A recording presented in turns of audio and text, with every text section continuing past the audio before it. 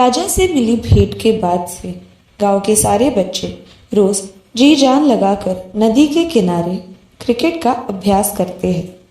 गांव के बड़े भी उन्हें प्रोत्साहन और सहायता करते हैं। बब्बन चाचा उनके लिए मस्त पकवान लेकर आते हैं और दद्दू उनके लिए ताज़े फलों का रस बनाते हैं। दरोगा जी भी अपने खाली समय में उनके पास आकर उनका प्रशिक्षण करते हैं। बच्चों की तैयारी जोर शोर से चल रही है और अब प्रतियोगिता को केवल 2 दिन ही बचे हैं। ढोलू को सनकगढ़ क्रिकेट टीम का कप्तान चुना गया है। आज बच्चे अभ्यास के बीच में ब्रेक लेकर अपने खेल की रणनीति पर चर्चा कर रहे हैं। तभी छोटू उनसे कहता है, मगर दोस्तों, हमने तो अपनी टीम को कोई नाम दिया ही नहीं। छोटू की बात सुनकर सारे बच्चे सोच में पड़ जाते हैं। ढोलू कहता है, छोटू की बात तो सही है, हमें अपनी टीम को एक नाम तो देना ही चाहिए। सारे बच्चे नाम सोचने में लग जाते हैं। तभी बब्बन चाचा और दरोगा जी वहां पहुंचते हैं। बब्बन चाचा अपने साथ गर्मा गर्म समोसे साथ लाए हैं। बच्चों को ऐसे शांत और गंभीर चिंतन करता हुआ देख दरोगा जी बच्चों से पूछते हैं, क्या हो गया बच्चों, इतने शांत कैसे हो आज तुम सारे? अभ्यास भी नहीं कर रहे, सब ठीक तो है ना? अपनी समस्या बब्बन चाचा और दरोगा जी को समझाते हुए ढोलू कहता है, दरोगा जी, हम सब अभ्यास करने में इतने मगन हो गए थे कि हम एक विशेष बात भूल गए। कौन सी बात भूल गए तुम? बब्बन चाचा बच्चों से पूछते हैं। लल्ला जवाब देते हुए कहता है, नाम पिताजी, हम नाम भूल गए। नाम भूल गए? बब्बन चाचा पूछते हैं, किसका नाम भूल गए? कहीं तुम्हारे सर पर गेंद तो नहीं लग गई? तुम्हारा नाम लल्ला है, तुम्हारे कप्तान का नाम ढोलू है, ये छोटू है, तुम्हारा नाम बबलू है और तुम हो बाबू। मैं बब्बन चाचा हूँ और ये है दरोगा जी। और किसका नाम बताओ तुम्हें? बब्बन चाचा की इस बात पर सब हंस पड़ते हैं। लल्ला की बात को स्पष्ट करते हुए छोटू कहता है, अरे बब्बन चाचा, हमें कोई गेंद नहीं लगी, हमें अपने और आपके नाम पता है। लल्ला ये कहना चाहता है कि हम अपनी टीम को एक नाम देना भूल गए। ये तो एकदम सही कहा तुमने छोटू, टीम को एक नाम तो होना ही चाहिए। दरोगा जी बच्चों का साथ देते हुए कहते हैं,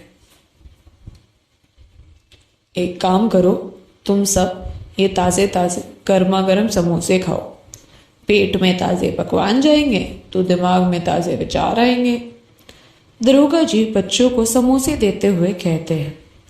तभी पीछे से दद्दू आते हैं।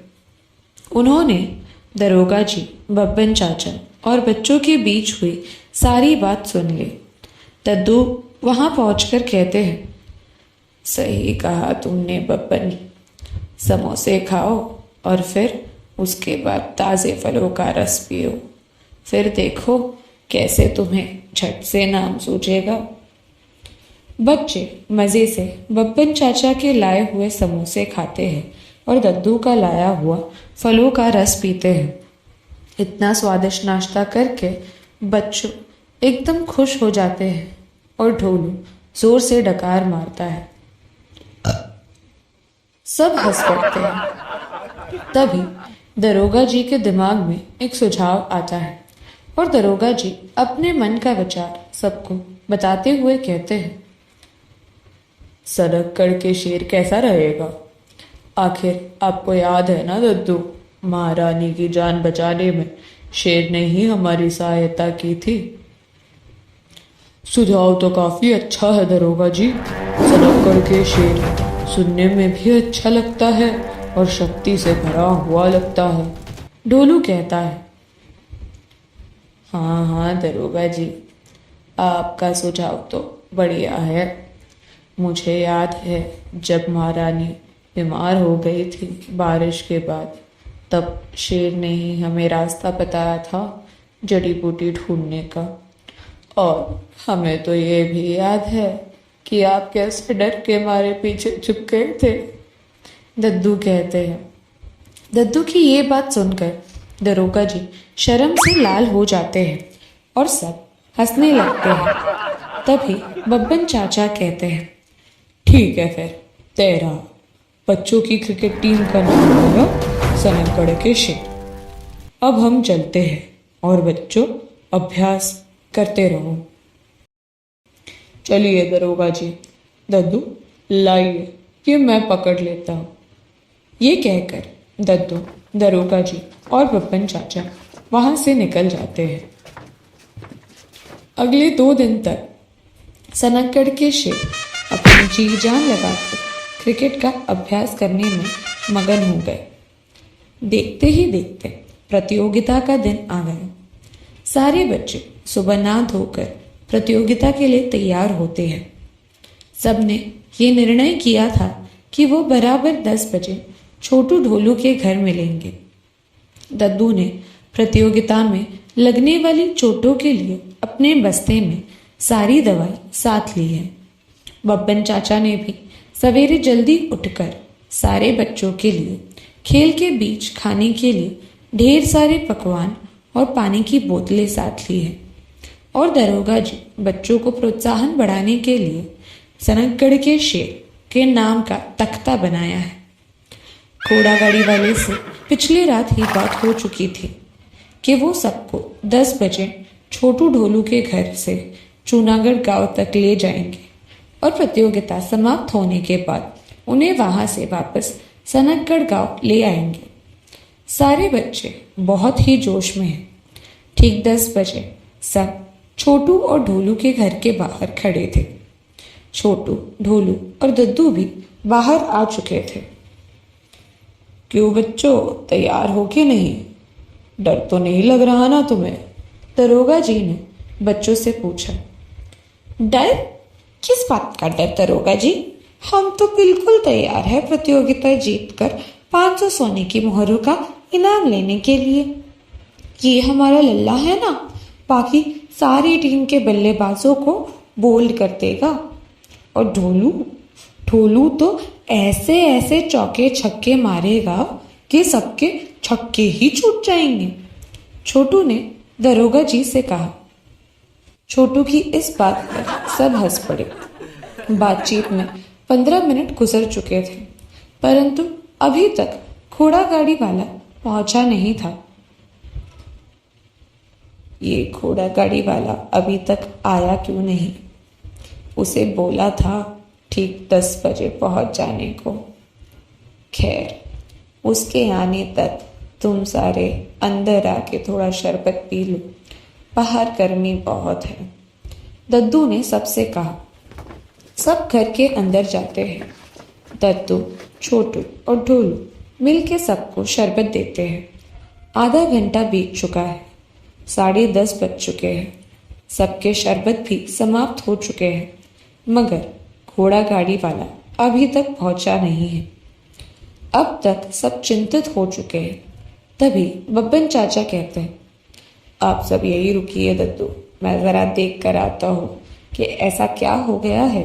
ये घोड़ा गाड़ी वाला अभी तक नहीं आया। आप तब तक ये पकवान इन बच्चों से बचा के रखना। मैं भी तुम्हारे साथ चलता हूँ, दरोगा जी कहते हैं, और दोनों घोड़ा गाड़ी वाले को देखने निकल जाते हैं। कुछ समय बाद दरोगा जी अकेले छोटू ढोलू के घर पहुंचते हैं। उनके चेहरे पर 12 बजे हुए हैं। उन्हें देखकर छोटू पूछता है, क्या हो गया दरोगा जी? अब घोड़ा गाड़ी वाले को देखने गए थे ना, कहाँ है वो? और बब्बन चाचा कहाँ है?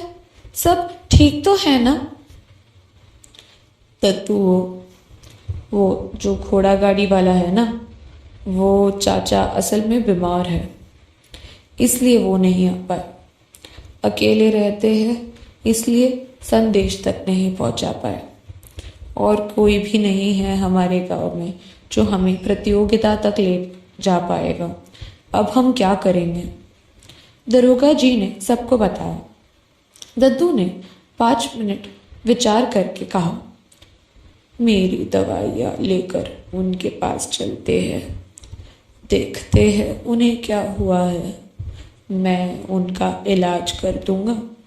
उसके बाद अगर उन्हें ठीक लगा तो हम उनके साथ चले जाएंगे, और यदि वो ठीक नहीं होते हैं तो और कोई उपाय ढूंढ लेंगे।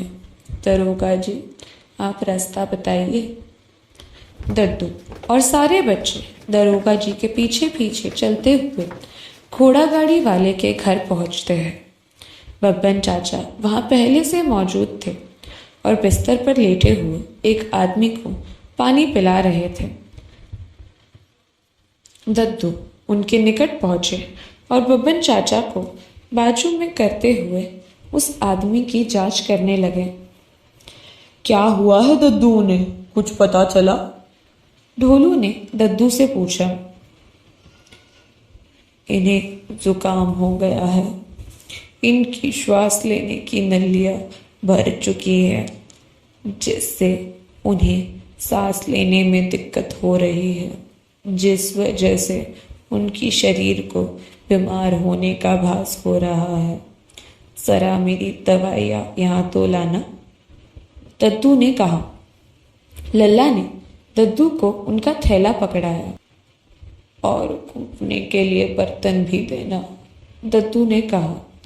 ढोलू ने दद्दू को एक कटोरा और उनका कूटने वाला पत्थर थमा दिया। दद्दू ने अपने थैले से कुछ जड़ी बूटियां निकाली और उन्हें कूटना शुरू कर दिया।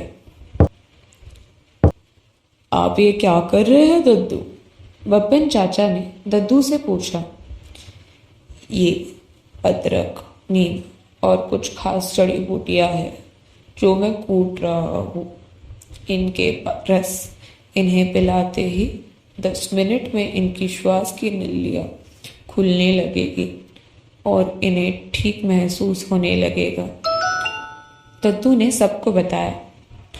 और ज़रा पानी भी लाना। दरोगा जी, आप इनका ऊपर का शरीर थोड़ा बैठने जैसे उठाइए और मैं ये रस इनके मुंह में डाल दूंगा। बब्बन, मेरे रस पिलाते ही तुम इन्हें पानी पिला देना। दद्दू के कहने पर दरोगा जी ने उन्हें उठाया और दद्दू ने वो रस उन्हें पिला दिया, जिसके तुरंत बाद ही बब्बन चाचा ने उन्हें पानी पिला दिया। सब रस के असर शुरू करने का इंतजार कर रहे थे। 10 ही मिनटों में बिस्तर पर लेटे आदमी ने उठना शुरू किया। इसका मतलब ये था कि दद्दू की दवाई काम कर गई। ये देखकर सब खुश हो गए और उनमें वापस उम्मीद जाग गई। आपका बहुत बहुत शुक्रिया दद्दू, आपकी दवाई ने मुझे ठीक कर दिया। मुझे ऐसा प्रतीत हो रहा था मानो जैसे मैं कभी इस बिस्तर से उठ ही नहीं पाऊंगा। आप मुझे 5 मिनट दीजिए, मैं कपड़े बदल कर आता हूँ। आखिर आप सबको जूनागढ़ जो लेकर जाना है। ये कहकर वो कुछ ही क्षणों में कपड़े बदल कर आ गए। उनके आने तक सारे बच्चे, दद्दू, बब्बन चाचा और दरोगा जी घोड़ा गाड़ी में बैठकर तैयार थे। वो आकर बैठे और उन्होंने कहा, क्यों बच्चों, जाकर बाकी गांव के बच्चों को हराने तैयार हो या नहीं? सब एक साथ चिल्लाए, तैयार है। और घोड़ा गाड़ी जूनागढ़ की प्रतियोगिता की ओर बढ़ने लगी। You can download the application on Google Play or App Store, and you can visit our website mathslegends.co.uk.